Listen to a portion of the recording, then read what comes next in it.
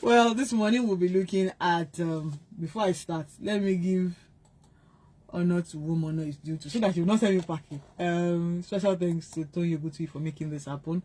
We're looking at corporate treasury in Nigeria. Before that, I have with me a finance professional with extensive experience in corporate treasury and financing, spanning 2 decades and some years. An expert in implementation of treasury management systems across Africa. He pioneered the implementation of TMS systems with Nigerian banks in 2004 and subsequently across Africa until October 2017. He was the head of treasury for the CFAO group in Anglophone countries, comprising 8 countries. Is currently the president of the Association of Corporate Treasurers of Nigeria.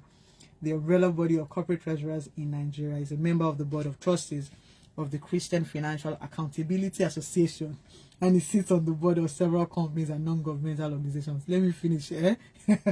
He's passionate about Nigeria and national development and commits time to mentor many young social commentators, entrepreneurs, and bloggers. This passion also reflects in his support for worthy causes such as the Adopt a Camp project, a project aimed at supporting IDPs in Nigeria. He was recently named the president of the Association of Corporate Treasurers of Nigeria. Now, I have read all of this. I call him somebody who I've observed and is shocked. You know, the Twitter alutas that we have is one of them. So he does his own with I call him soft aluta. But you know, when somebody is telling you that there are many ways to skin a cat. So if he wants to tell you that, oh, this is the way to do it, he will not use big soft English to tell you to get lost. No, in a very good way, really. I have with me Yinka Ogunnubi. Welcome to Signals on 91.3. Sorry. Thanks for having me.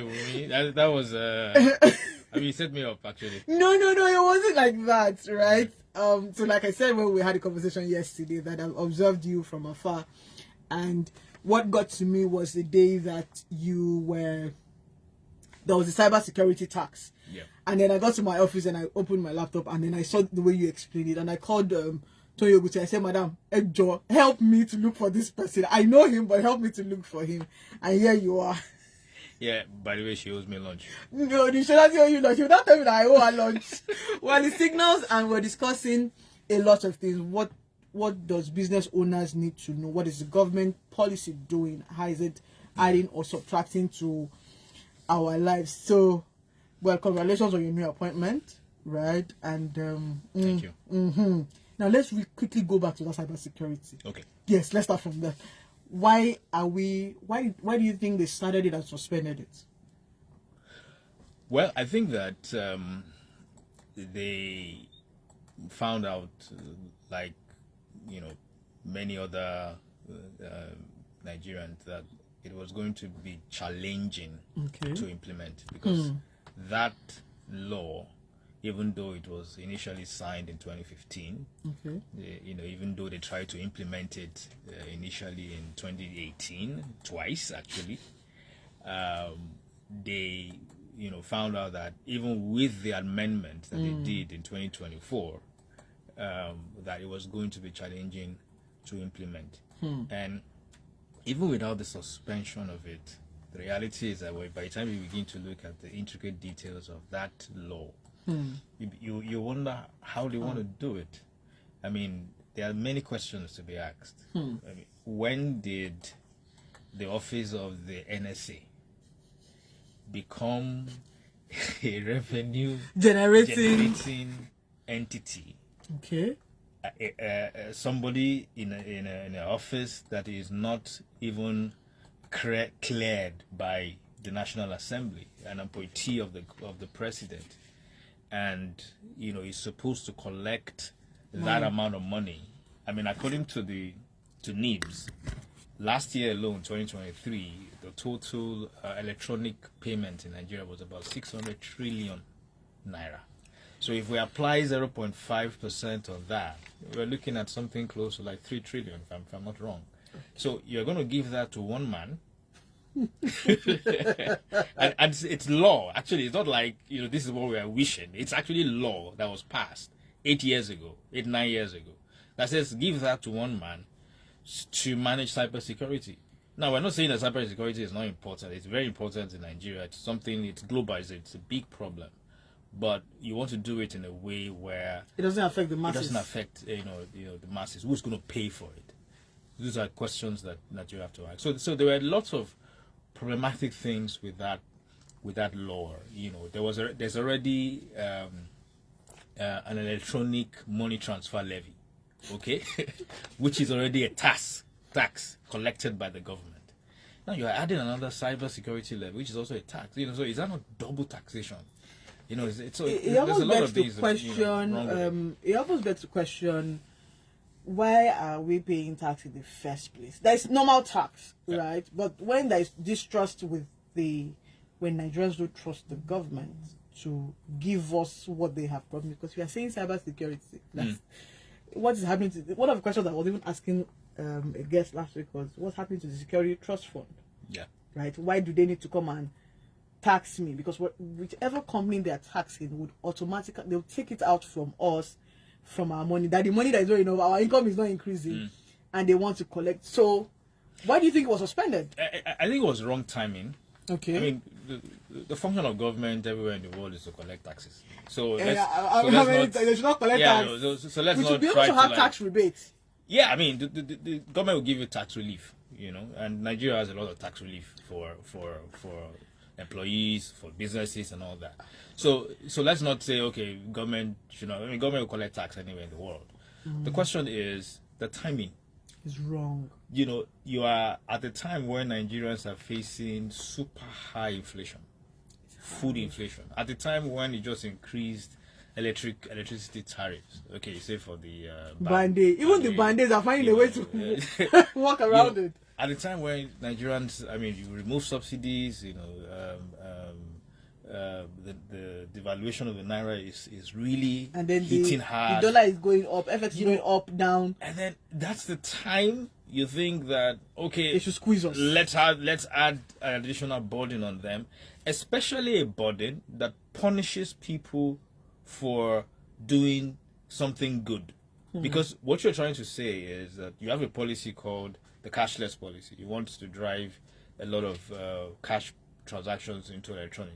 So what you want to do is encourage those kind of transactions, all right? Reward it, incentivize it, Yet what you're doing is that you're punishing me for doing that. So guess what I'm going to do? I'm going to take it out on everybody. Take it out. I'm going to go and be using cash and check transactions, and that defeats the whole purpose. So when you think about it, you realize that is this a cohesive, some kind of thinking that. No, there's no proper thinking. There's no, it's like everybody's just doing things as they wish. Well, going by if there was proper, and I mean thorough, proper thinking, end-to-end thinking, that carries the populace along. That okay, this is a policy that we're doing. It will not affect you. It will not affect you. This is where it is. The need for the taxes to be removed. But don't tell me cybersecurity, because I'm wondering where are all the money. You know what's funny about the cybersecurity thing is that the banks, for instance, are spending a heavy of a lot of money on cybersecurity. So when you see your bank, changing their app and everything, everybody's updating. They are spending a lot on cybersecurity already, and it's not a small problem. It's a huge problem. Problem. The FCC last year said that 80% of their convictions, I think it was last year or something, was on cyber fraud alone. NIB said in 2020 about 90% of its database system breaches was successful. Wow. So look, so that means that they should pump money. There should be money for that. So let's not kid ourselves. There's a big problem with cyber security. How does it affect the man on the streets? That's the bottom line of it. That at the end of the day, the question is whose responsibility is it? So if I'm already budgeting, for instance, I'm an institution that has a database, and my responsibility is to protect that database, and I'm already spending this gazillion amount of money, all right, to protect that database. Is it not possible for me to take a bit of that and put in a fund, for instance, you know, and let it generate more money. Not only to generate number, but let's use that to develop an infrastructure that protects everybody. Because what is happening right now is that the banks are doing their own thing, the telcos are doing their own thing. So everybody's working. Everybody's just working in silos. So what we need to do is that there's a lot of money being spent on cybersecurity in Nigeria. All right, let's pull a bit of those funds from here and there. Let those institutions submit or pay a bit of that money into a pool, and we can use that pool for national cyber security. So here's the thing: we like the tech age. Everybody is saying AI and all of those things. We liked what it was doing for us. The question is, did we prepare for the breaches that is happening? I don't think so. So if Nigeria did not prepare, let's even this is our own country. Nigeria did not prepare for it, but the other countries prepared for their own. So for it, when we were going to do tech, we did not know that we have no.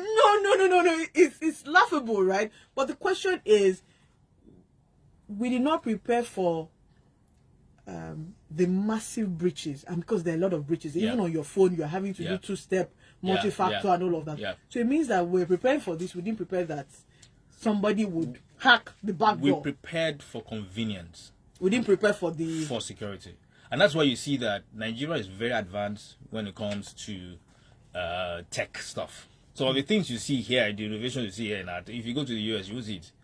You know, it's normal to them. Is you know, because there's a lot of protection, you know, about data, and there's a lot of, you know, we have NICTA as well that protects its data. So it's not as if, you know, but the thing here is that Nigerians like convenience. Yeah. You know, and the more convenient you are, the less secure you are. That's the reality. And so we're going to have ask ourselves some questions that, look, do we want more convenience or do we want more security? Security. If you want more security, then you're going to have to make do with less convenience on the tech side. Okay, and that leads us to, you talked about money. All the money, the gazillions of money, they should try it and put it somewhere. Now that you are the head of corporate president of the Association of Corporate Treasurers, tell us, walk me into that space. What is Treasury about? I've heard it, but okay, for that I don't know anything. What's Treasury? Is it going to give him returns? Well, you know, the old age of bookkeepers, you know, yes, that kind of mindset. I hear people saying that pack one, save one, somebody will pack one, all those. Yeah. You know, so you know the role of treasurers within our associations. You know, they're very, very key and very important. But you see, over the years, that importance has grown. Okay. So significant that a lot of organizations have now realized that they need to have separate treasury departments from just the finance department. So typically what you will have is a finance department, the CFO, and they are managing the corporate financing. But usually that comes from what I would call an historical accounting background, all right, where the effort is not necessarily future-based, but is historical in nature. And as organizations began to deal with more cash, and the impact of cash, because cash is the lifeblood of any organization. Cash is king. You understand? You can make profit, you know, in your P&L, but you can be cash, you know, deficient, you know, and if you are cash deficient, be cash broke. You can be cash broke. You know me. I have a way of saying things. That, you know, that's Twitter. This one, normal people are hearing. But go ahead. You can be cash broke. You can be cash broke. Okay. So the discipline of the professional treasury really comes down to the skills and the you know, what you need to know on how to manage your cash, and it's a skill. You know, it's not just manage cash like this.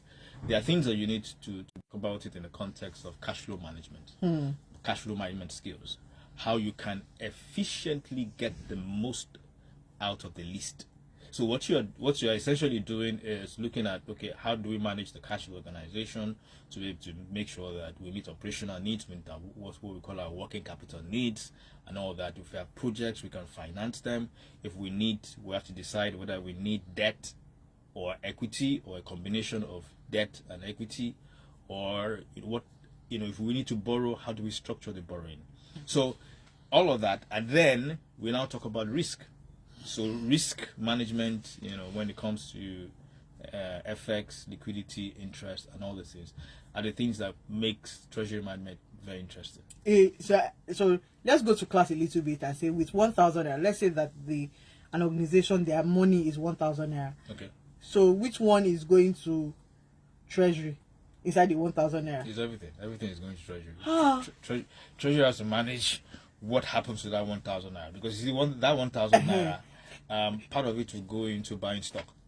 Okay, let's say 2 naira goes to stock. No, not 2 naira. 2 naira is too small for that. How much? Because you're going to need. I mean, your stock, what we call, the word escapes my mind. It will come back. It will come back. It will come back. So it makes up a good portion, of your the business. That's if you're into buying and selling. Okay, if you're into services, you don't keep stock. So you have other uses of cash. But what you want to do is that you have items to be able to sell. Okay, and then you also have items that when you sell them, you can repurchase them. Okay, you have operational needs in terms of you have to pay salaries, you have to pay rent, you have to pay all sorts of things. You have to have your suppliers. So essentially, really, it's about, for that 1,000 naira, how can I efficiently use it to ensure that this business goes, runs very well, and at the lowest possible cost of running it. If part of me wants to call you Baba Jebu, but let me be nice. Well, all treasurers are Baba Jebu. Because even with that 1,000 naira, the way you want to, the way you are squeezing that 1,000 naira, you're almost like Nigeria is squeezing us with 1,000 naira. Now, what essentially is corporate treasury, before we now look at Nigeria as a whole, because it begs to, where is Nigeria's money going? Our treasury, is it going down or going up? Or it has low pata? Why, you're putting me on the spot? No! I'm that's why I like the fact that you're a numbers person and you're that prudent that even 1,000 and yourself. So what's happening to our own? All right, so Nigeria has what we call a national economy. That national economy is divided into three: the federal government, legislative, the state subnational, and then the local government. All of them have budgets. All of them pass what we call appropriation bills that tells them us this is what they will earn, this is what they will spend. Now, what usually happens when you look at all these appropriation bills, whether it is in the federal or whether it's in the state, is that most of them, especially in the federal, they always tend to spend more than they earn.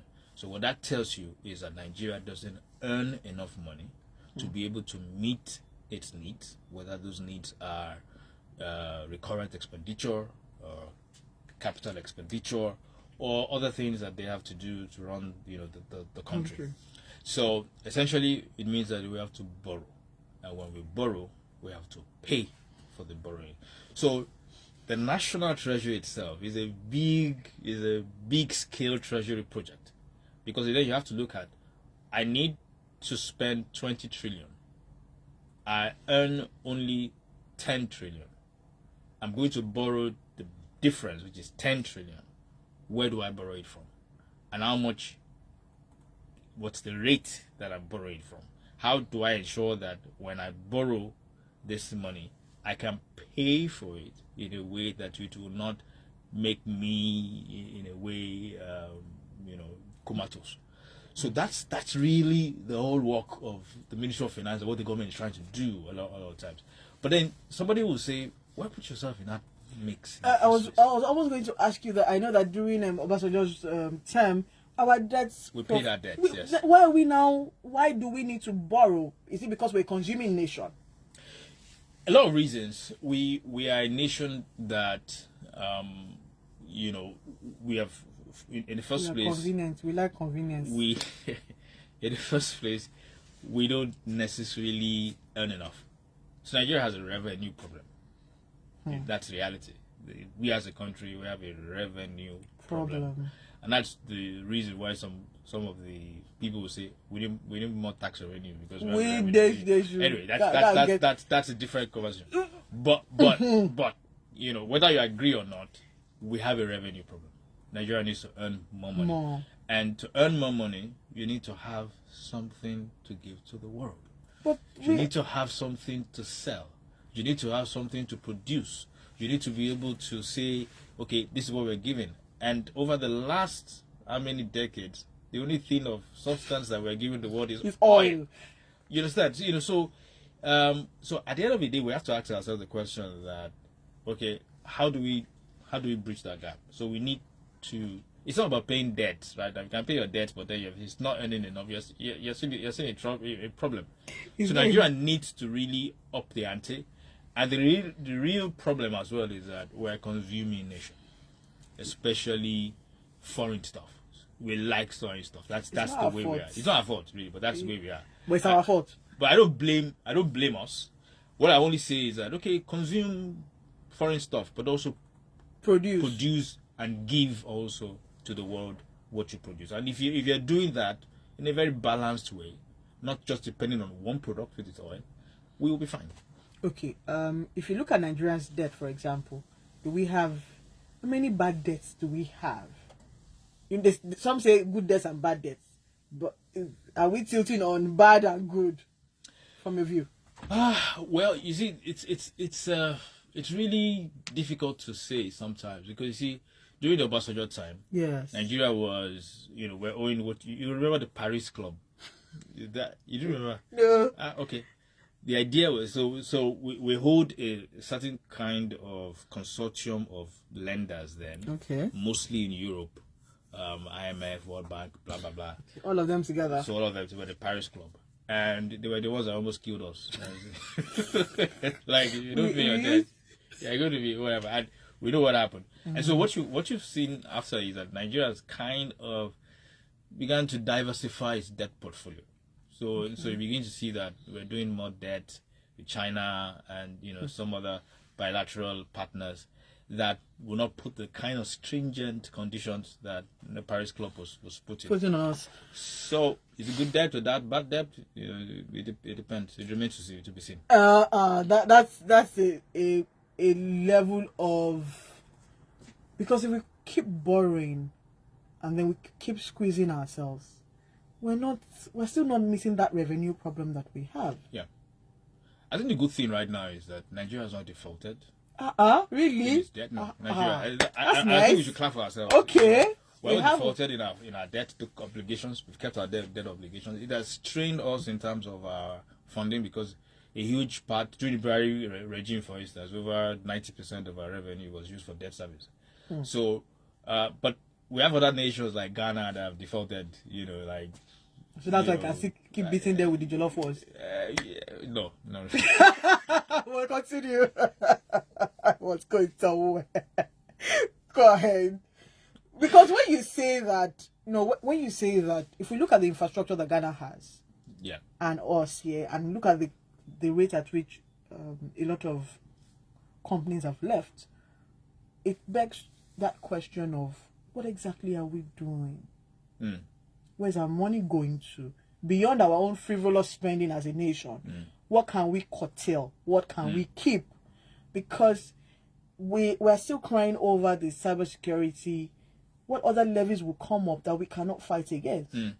Right? So that's a lot of questions. If the income is not increasing, I think it was within the week, which I'll share with you. I went to buy some things in the market. The 100K that would be a take home is now almost 10K. And the companies that you're expecting to increase your salary can't increase because their overhead is they can't even meet their overhead. So what then needs to change? Right? That's the whole, and that's why I'm having you here because you can squeeze.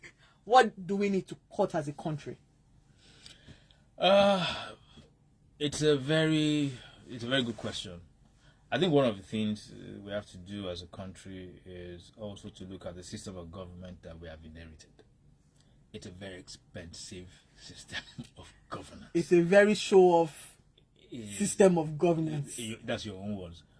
But my own words, it's very expensive. When you look at how much it costs to run government itself, that fund could have been diverted to something else. So we're going to have to ask ourselves: do we really need 2 houses of assembly, Senate and House and the House? It's a very important question to ask. So we need to look at governance. Okay, so I'm happy that the Oshodi report is being implemented now. At least that's what they say.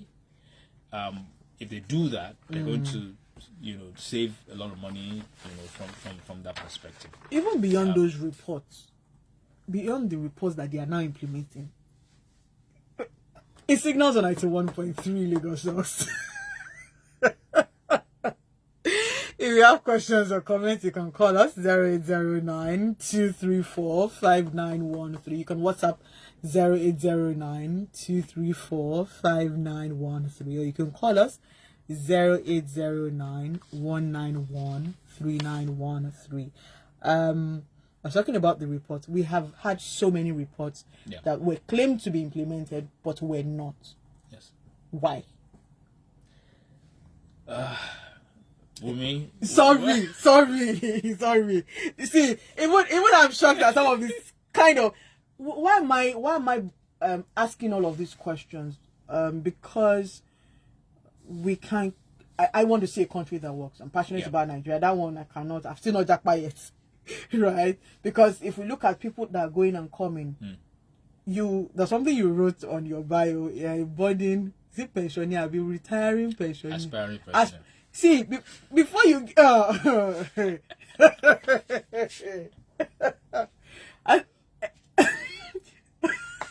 Oshodi, come back. You're saying aspiring pensioner, and recently within the week they're about to take out of the pension to you're talking about the national infrastructure. Yes, they say I want to take out of the pension that is still not. No. Your pension is fine. Yeah. Our pension is fine. Our pension is well regulated. Okay. The custodians and the PFAs are regulated by law. They know what to invest in and what not to invest in. So don't worry. Your pension is safe. Okay, good. Let me take this call. Hello, good morning. Hello. Hello. Good morning. Good morning. My name is Prince Raphael Olachuga. Okay, welcome to the program. Good morning. Go ahead, please. Yeah, I was listening to your program this morning. Yes. When Bola called about his product, eye care product. Excuse me, sir. Is next week Saturday? We can do that next week Saturday. It's 10 to 10:15. It's called Signals Please, Market. I will just want you to send me the number of the caller, please. The one that's selling product. Yes, eye care product. Okay, sir.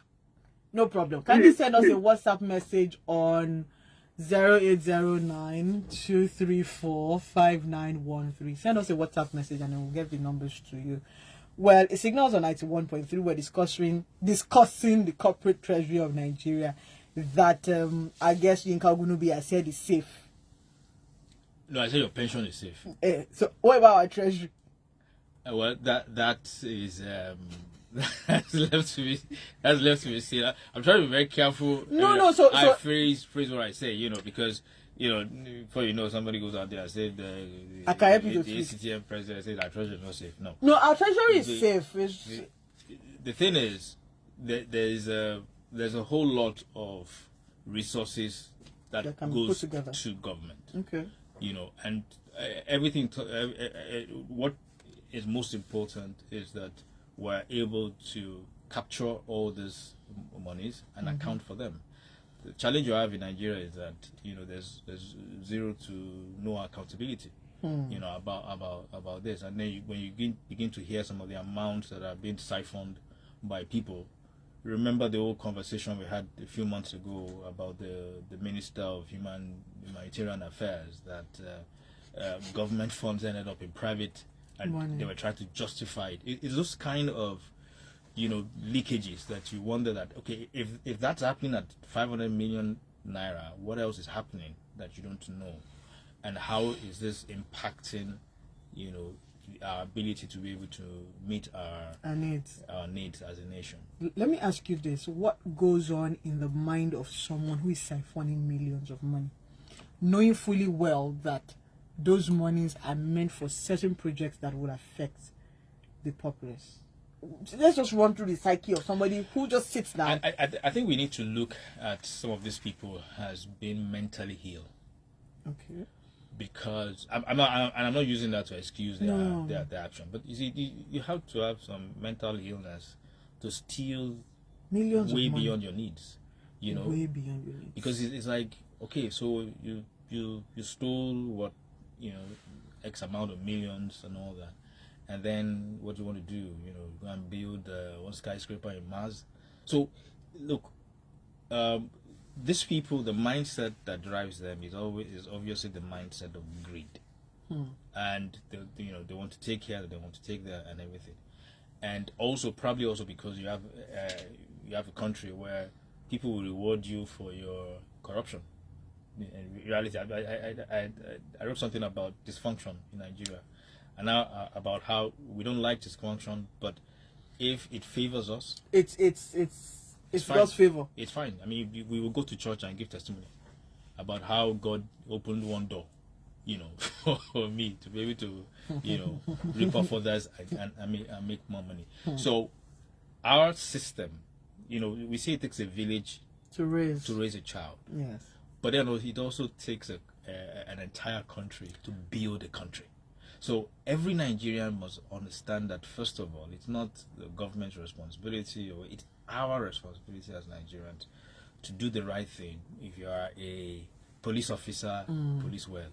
If you are a civil servant, civil well. Hello, good morning. Hello. Hello, good morning. Hi, good morning, madam. Good morning. Good morning Remy? to your guest too. Yes, Remy. Yeah, I'm calling from our village in Tottenham. You see, I think all of us need to just stay calm, because I'm sure. Go ahead. Hello. Good morning. Good morning. Your name and where you calling us from? This is Malik speaking from Oshodi. Malik. Yes. Malik. I'm the one that cut me off. I use my own Nigerian power. I cut him off from Tottenham. Oh yeah, go ahead. That is how we are designed to be wicked. We are wicked to It's ourselves. network, Jare. Oh yeah, We continue. don't love ourselves. We hate ourselves. Then we love the foreigner. So I now use my power to cut off. Malik, answer me now. Time it's in like Jare. Mike. Oh yeah. Let me tell you something. Oh yeah, now. quickly tell me. Look, the Nigeria itself, I have said it before, it's designed to fail. From your community, they are trying to be right, so they are abusing you for you to be wrong. Then your parents alone will go and buy for you to pass WAEC or JAM. You'll be looking for shortcuts. That alone has taught you how to be dubious and fraudulent already. Shortcuts. Then the society will praise the criminal that steals money. That when he will go to court, he will use his money to win the case and come back to contest the election, becomes the governor, from governor becomes the president. What do you expect from that leader? So That God will touch his heart? Ah. When he knows it's Tibo, pick the answer. That is why they pick on few people. They make the person rich. The years has hope that when I get there, I'll be worse than that person. I mean, than the other person I was there before. That is why you see a governor will see 80 billion. Okay. Someone else will come and see 300 billion. Society will not change. It's just who we are. Good morning. Thank you. Good morning. Hello, Remy. Yes, it's Remy back again. Yeah, quickly. I was just saying before the mosquito is Oh my. On signals, really? Go ahead quickly. yeah, I was just saying that we should calm down. As soon as those who went to Mecca return, Nigeria will be cool. And secondly, we see misplaced priority. I see it all around. And firstly, on corruption, I think I agree with your guest that you must be mentally sick. A 70-year-old man stealing 80 billion naira. What do you need it for? And I think insecurity is a part of it for them, because they think, if I don't steal now, I'm stealing for the protection of future. And that's why I think the sentence for any thief caught in this context should be psychiatric detention. At least their children go and see them among mad people. I have a question for your guest, sir. How confident do you think investors will be when they find themselves in an environment where you have inconsistency. Government to say, oh, this is the policy, they roll it back again. Do that really depict a type of government that can instill confidence in investors? Thank you. Thank you very much, Remy.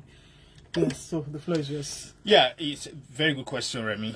And the very honest answer is that the kind of climate we have doesn't really give enough for investors to be confident. And I speak not just, maybe as a Nigerian, I speak as somebody who sits in a position where I'm able to see what foreign investors are looking at. And a lot of the questions that a lot of them ask is that what's the policy direction? There's a need to be clear. I mean, I once had an investor who was ready to bring in about $250 million, of investment in Nigeria, and he pulled it. I mean, he had already done a bit of capital importation. He had already, incorporated like 3 companies. He had a staff on board. It was everything, but the foreign exchange policy, the lack of clarity, just kind of spooked them, and they pulled the plug. Wow. So, and these are real issues that the government must understand, that policy consistency is very clear. You cannot have a monetary policy and fiscal policy that are looking opposite directions. No, it doesn't. You have to look. It has to be coherent. Coherent. All right. There has to be collaboration as well among different arms of government, and that's why I'm a bit surprised when with this cyber levy thing, that there's no conversation There's a going disconnect. on. There's a disconnect. Also, the national and the subnationals also have to do stuff together. A few days ago, a friend of mine, Funke Treasure, did this piece on the bad road in Abeokuta from the Wole Soyinka station down to town. And then, she talked about her experience, that she went through the train ride. First time in Nigeria, she was excited. I had my own fair share of train ride. But by the time she came out at the Abeokuta station, and then she went onto that bad road, she was wondering... It was an eyesore. It was an eyesore.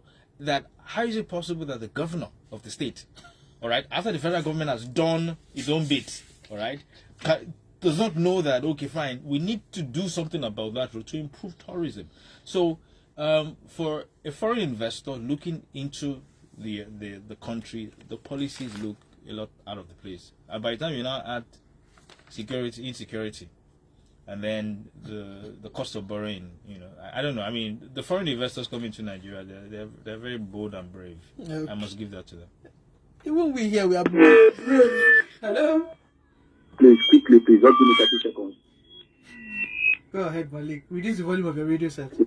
Please, quickly, please. If you go to that Ogun state, Abeokuta, the capital alone, yes, go and see the roads in the streets in Abeokuta. You will cry in that Ogun state. Then again, anybody that wants to come and do business in Nigeria, if your hands are clean, your business will not work. But you are dubious and fraudulent, you will succeed. Good morning. I don't quite agree, but I understand. Well, how important is the sustainability, that's English, of the exchange rate to boost market operations? It's a big question, and it's quite challenging, and it is also what we in the corporate treasury field have been asking. When we saw the rates going very high, it reached 1,900 at some point. Then we saw the effort of the CBN in doing that. I actually met with the CBN governor in mid-February, and with his team as well on all that. And they told us what they were doing. We could see that those guys were really working hard. And then we saw the impact they were doing, and then the rate started to appreciate and drop. And then it's gone back up.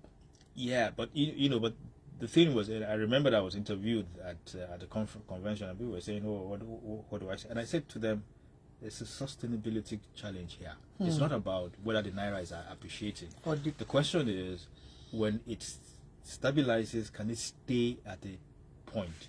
Because you see, on the business side of it, we don't care where the rate is, whether the rate is 1,000 or 2,000 or 1,005. Let it stay 1,005, and let's build with that for 6 months or 1 year. We can plan with that. But it's not like it's 1,005 today, it's 1,002 tomorrow, it's 1,006 Because next we day. were even It thinking doesn't that. work. I'm coming. Hello, good morning. Hello. I can't hear you. Okay, hear me. Good morning. Good morning. I can hear you. Your name and where you calling us from? Okay, my name is Oshodi. Okay. Max. Yeah. Why you David? Bye. I'd like to ask Ogunnubi, what is the hope for small-scale business in Nigeria with this kind of climate we have? And how do these small-scale business, how should they be able to handle the little investment they have with them? Okay. Thank you so much. Thank you too. Max, it's a very good question, and I marvel sometimes how small scale businesses. It's not. survive. Let's not call them small scale. Let's call them growing businesses. Because it's a very rough business environment. It is. And there's not so much that is there for you. Of course, there are the intervention funds from SMIDAN, Bank of Industry, and all this rest. But there's not so much in the business operating environment that favors you. If you want to go borrow in the bank today, you're borrowing at 30% plus. Yes. I mean, how do you survive? How do you pay that back? If you want to, you're looking at your operational expenses. The cost of rent, running, the cost of running, the cost of oil, So diesel. I, to be honest with you, I wonder We are brave. how to do it. But you see, the principles I've always said is that you must also look at what big businesses are doing. Okay. Because how do big buildings get built? You build a model and then you scale up. So if you look at what the big businesses are doing, you get an idea of how they are trying to help. So one of the things you can do is to segment your market. So you cannot have a product, that is just one product.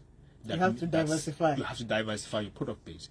So there are certain products that are price sensitive. There are some that are not price sensitive. All right. So I work for an organization, for instance, that sells cars. And you know how expensive cars are. What's that industry doing? And people see buying It's not cars. doing that badly, to be People honest are with you. still buying People are cars. still We buying cars. like show off, eh? Nigerians, We forget like about show it. off. People still buy cars. But you see, in my organization, what we've tried to do is we've diversified the car, the car brands we buy, we sell. And so you have the high end, of the Toyotas of this world. And then you have the low end of the Suzukis. So, the point here is at the end of the day, you are able to, if you are price sensitive, there's a product that meets your needs. If you are not price sensitive, there are products that you can buy. So if you're a small scale business person, diversify your product base, segment your market, and then also try to see how you can be efficient in the utilization of your resources. Now, one before we wrap up, what are some of the key developments you want to see in the corporate treasury management of Nigeria? Well, so I'm passionate about corporate treasury. I know. I'm really passionate about it. And one of the things that we're doing if you can squeeze 1,000 naira, every penny counts. Quickly. One of the things we're doing is that we're trying to improve the profession of the corporate treasurer in Nigeria. Okay. And we are doing partnerships with institutions of learning, universities and co, so that corporate treasury itself is offered as a course at postgraduate level. So it's easy to get people in. Yes. By next month, for instance, I'm going to be having a meeting in London with ACTN UK, because we're also collaborating with them so that we can give certifications to corporate treasurers locally, and credits for some of the things they're doing. So we're doing a lot of fantastic things, and I hope, my hope really is that 10 years from now, when we look back at this time, I can say I did my own bit to improve the. You have to do your own bit. Thank you very much. Thank you, Yinka Ogunnubi. If you are looking for him, he's on Twitter. Don't worry. When you see him, you will know it. He's on X. Okay. Olaoluwa says it's X. I'm still Oshodi. Till we come your way again next week Saturday. Thank you very much. I'm old school. Yes. Olaoluwa always says I'm old school. Timba. Anyway, to everyone who's called in, to Malik and Remy, I don't know what you guys were up to, but thank you so much for listening. To everyone who's listened and called in, thank you so much. Have a wonderful week. And as we always say, our signals dream again, create opportunities for people. And because people will be people, keep creating opportunities. Have a wonderful week and God bless. I survived. You survived. You not tell them you are coming back. You always come back. Thank you everyone who's watching.